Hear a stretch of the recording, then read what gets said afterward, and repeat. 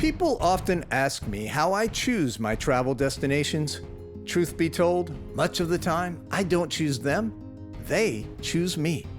Something or someone calls me to a place, either for the first time or a repeat visit, as was the case with Poland. I had visited Krakow, Poland briefly once before, but this time I was heading to Ukraine via a road trip through Poland that would allow me to explore more cities and grasp a broader perspective of Polish culture and history. My trips are like my children, and my crew and you, dear viewer, are my extended family. Travel is not just a profession, passion, or privilege for me. It's an opportunity to perhaps make a difference. I don't wish to lead a self-absorbed existence. Sharing thoughtful travel is one way to contribute something of value while on this mysterious journey called life.